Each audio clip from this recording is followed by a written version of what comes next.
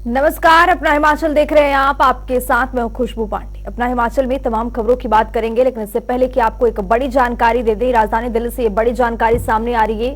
देर शाम दिल्ली पहुंचेंगे मुख्यमंत्री सुखविंदर सिंह सुक्खू। ये बड़ी जानकारी दे रहे हैं, टिकट बंटवारे को लेकर बैठक कर सकते हैं। राज्यसभा चुनाव के बाद ये मुख्यमंत्री का पहला दौरा है। दिल्ली के दौरे पर हैं मुख्यमंत्री सुखविंदर सिंह सुक्खू और आज टिकट बंटवारे को लेकर बैठक में शामिल हो सकते हैं। देर शाम दिल्ली पहुंचेंगे मुख्यमंत्री सुखविंदर सिंह सुक्खू। तो वहीं आपको बता दें कि राज्यसभा चुनाव के बाद उनका ये पहला दौरा होगा। तो सीएम सुखविंदर सिंह सुक्खू का आज दिल्ली दौरा है। मुख्यमंत्री का ये दौरा कई मायनों में खास माना जा रहा है। देर शाम दिल्ली पहुंचेंगे मुख्यमंत्री सुखविंदर सिंह सुक्खू। टिकट बंटवारे को लेकर बैठक में मंथन हो सकता है। राज्यसभा चुनाव के बाद मुख्यमंत्री सुखविंदर सिंह सुक्खू का दिल्ली ये दौरा, पहली बार दिल्ली के दौरे पर आ रहे हैं।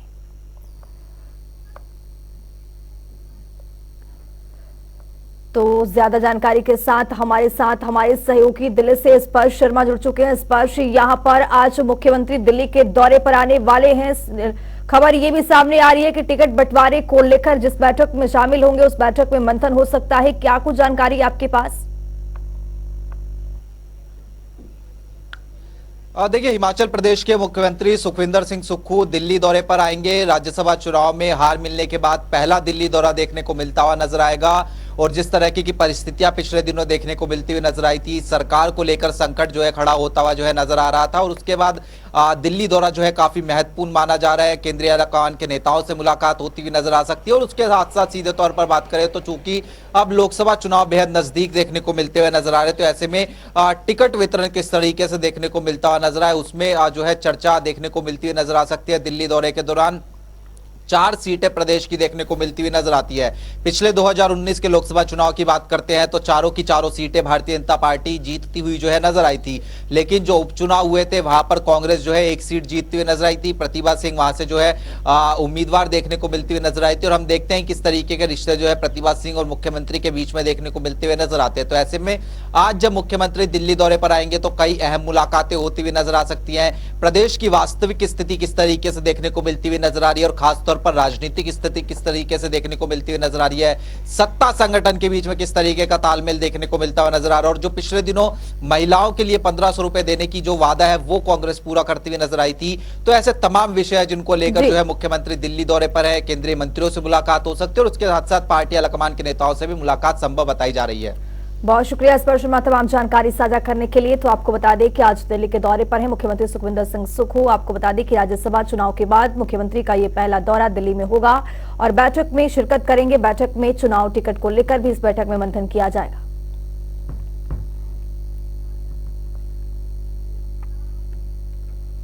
सियासी संकट के बाद पहली बार कैबिनेट मंत्री विक्रमादित्य सिंह ने प्रेस कॉन्फ्रेंस की है। इस दौरान उन्होंने कई मुद्दों पर बात रखी है, जिसमें से बाकी विधायकों के सवाल पर उन्होंने कहा कि यह फैसला हाईकमान के हाथ में है। साथ ही बीजेपी से मिलने की खबरों को अफवाह बताते हुए कहा कि ऐसी खबरों पर विश्वास नहीं करना चाहिए। साथ ही कहा है कि राजनीति में सब संभव होता है।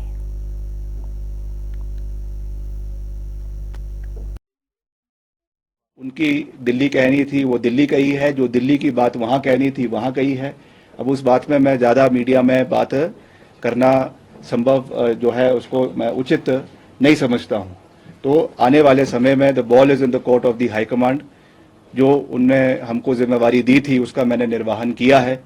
अब आने वाले समय में how things play out, that is not in my hands, that has to be decided by the party high command, by the party and as far as the matter is in the court of law, क्योंकि ये मुद्दा जो है वो supreme court में के विचाराधीन है। नहीं, ये आपको किसने कह दिया मैं किससे मिला था और किससे नहीं मिला था? क्या आप मेरा आइटिनरी देखने आई थी दिल्ली? जब जो बातें तथ्य से जो बातें तथ्य से परे है, आप सारे हिमाचल के रिस्पॉन्सिबल मीडिया है, चंडू खानों की खबरों पे मत जाए। जो चीज़ें सब्सटैंशिएटेड है, ऑन फैक्ट्स है, ऑन बेसिस है, उसके बारे में बात करें। जो बातें हवाओं में हैं उसके बारे में मुझे उत्तर देने का कोई भी जो है मैं किसी रूप से बाध्य नहीं हूँ। राजनीति में सब संभव होता है, कुछ प्रेशर टैक्टिक्स भी होती है, कुछ और चीज़ें भी होती है। तो अब तो हम भी अभी राजनीति सीख ही रहे हैं, ऐसा नहीं है, पर काफ़ी चीज़ हमने भी अपने पूर्वजों से सीखी है और कई चीज़ें ऐसी पहले भी आई है। ऐसा नहीं है कि ये स्थिति पहली बार हिमाचल में ऐसी बनी है। हो सकता है कि इस सर्कमस्टांसेस में पहली बारी बनी हो, मगर ऐसी स्थितियां तो बहुत बारी प्रदेश के अलग अलग कोनों में देश में आती है। तो राजनीति में कभी भी कोई दरवाजे खुले नहीं होते और हमेशा के लिए कभी कोई दरवाजे जो है वो बंद नहीं होते हैं। अमित शाह जी ने कहा था कि नीतीश बाबू के लिए दरवाजे बंद हो चुके हैं, मगर वो दरवाजे खोल दिए, उनको फिर से मुख्यमंत्री जो है वो एनडीए का बना दिया।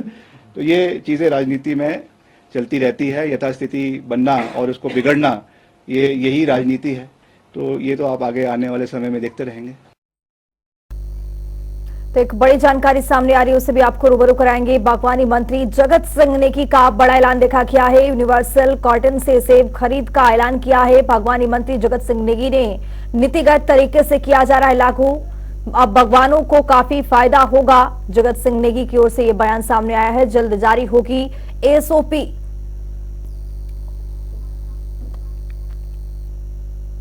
साथियों का स्वागत।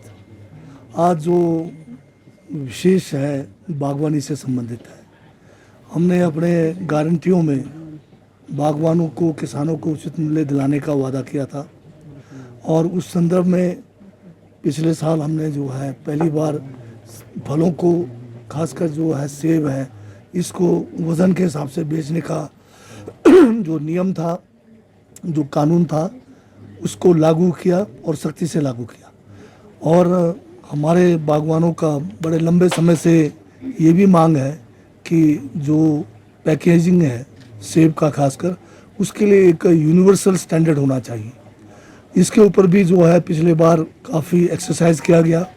डिपार्टमेंट ने टेक्निकल गाइडेंस भी लिया इसमें आईआईटी रुड़की जैसे, आईआईटी हमारा रुड़की जो आपका मंडी है, इनको भी साथ में लिया गया, यूनिवर्सिटी को इसमें साथ लिया गया और एक नियम के तहत सेक्रेटरी हॉर्टिकल्चर के अधीन जो है एक कमेटी भी बनी, सेक्रेटरी एग्रीकल्चर के अधीन, और सबने जो है रिकमेंड किया है कि यूनिवर्सल कॉटन को जो है लागू किया जा सकता है। वक्त हो चला छोटा सा ब्रेक का, फौरन होंगे हासिल। देखते रहिए जनता टीवी।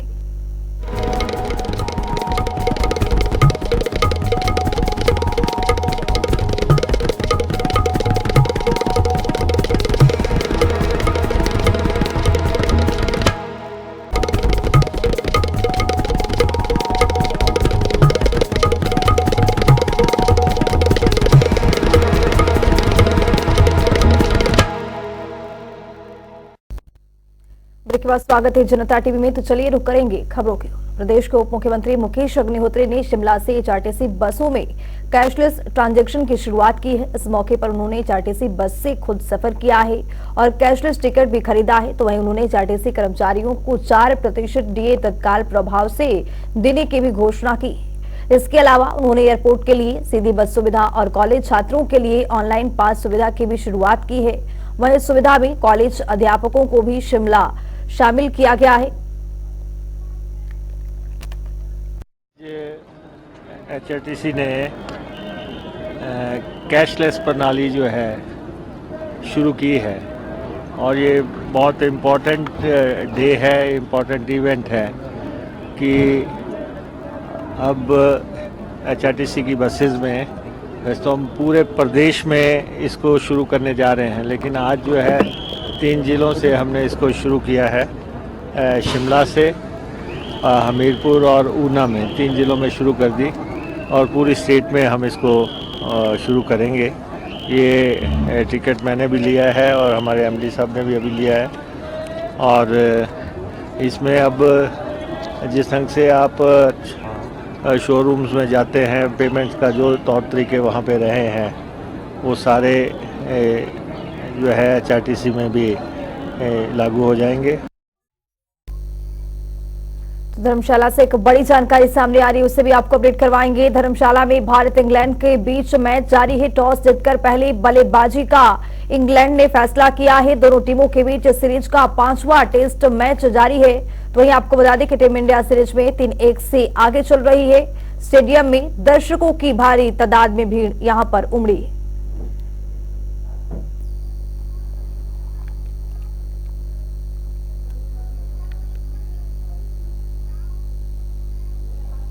एक और बड़ी जानकारी सामने आ रही है, उससे भी आपको रूबरू कराएंगे। प्रदेश के सरकारी डॉक्टरों की हड़ताल जारी है। सामूहिक अवकाश पर गए हैं सरकारी डॉक्टर। बड़ी जानकारी, एनपीएस की मांग पर हड़ताल कर रहे हैं। मरीजों के लिए ये हड़ताल काफी आफत बन गई है। तो डॉक्टरों की जो हड़ताल है वो जारी है। प्रदेश भर के सरकारी डॉक्टरों की जो हड़ताल है वो देखा जा रहा है।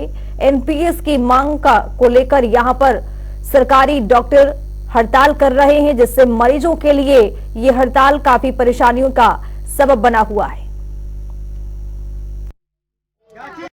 परसों का जो है हमारा, उसमें हम लोग जो है 7 मार्च का जो ये अवकाश हमने घोषित किया है, सामूहिक अवकाश, जिसमें आपातकालीन सेवाएं बिल्कुल भी बाधित नहीं होंगी।